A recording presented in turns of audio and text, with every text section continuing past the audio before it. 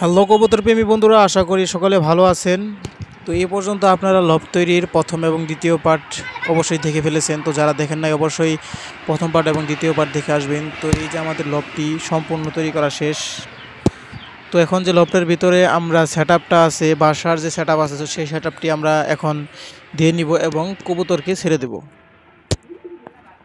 তো দেখতে পাচ্ছেন আমাদের লবটের ভিতরে প্রায় 15 থেকে 16 জোড়া কবুতরের মতো সেটআপ হয়ে গেছে। তো আপনারা চাইলে এই লফটের ভিতরে প্রায় 30 থেকে 40 জোড়া কবুতরের মতো রাখতে পারবেন।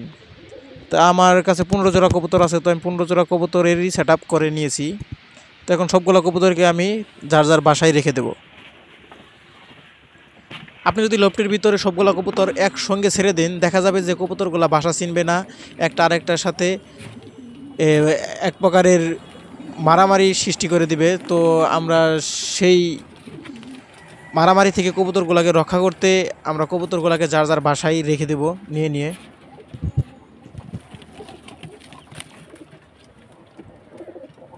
তো আমরা প্রত্যেকটা কবুতরের সঠিক জোড়া বেছে নিয়ে যার যার বাসায় রেখে দিচ্ছি।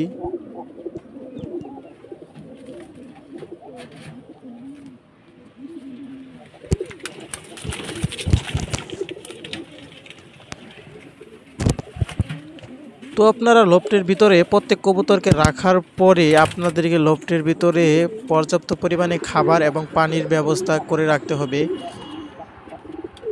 আমার কবুতরগুলো যেহেতু পুরাতন কবুতর, তাই আমি লফটের ভিতরে কবুতরগুলোকে বেশি দিন আটকে রাখবো না, সপ্তাহখানিকের মতো কবুতরগুলোকে আটকে রাখবো।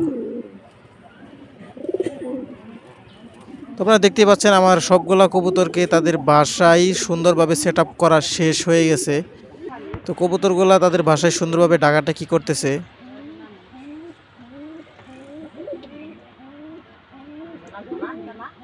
তো যার যার বাসায় রেখে দেওয়ার পর এবার আমরা কবুতরের যে লফটের দরজাটা আছে সুন্দরভাবে লাগিয়ে দেব, যাতে করে একটা কবুতর না বের হতে পারে। তো দেখতে পাচ্ছেন যার যার বাসায় খুব সুন্দরভাবে কবুতরগুলা আছে।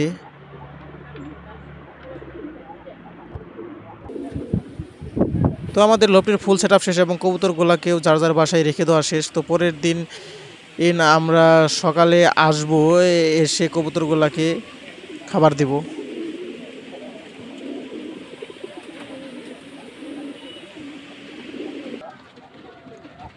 তো আমরা পরের দিন সকালে ঘুম থেকে উঠে কবুতরগুলাকে খাবার পানি দিয়ে দিলাম। তো কবুতরগুলা সুন্দরভাবে যার যার বাসা থেকে বেরিয়ে এসে খাবার পানি খাচ্ছে। তো আশা করছি ভিডিওটি আপনাদের কাছে অবশ্যই ভালো লেগেছে। যদি ভিডিওটি ভালো লেগে থাকে অবশ্যই ভিডিওতে একটি লাইক দিবেন, আর পরবর্তী ভিডিও পেতে হলে অবশ্যই চ্যানেলটি সাবস্ক্রাইব করতে ভুলবেন না।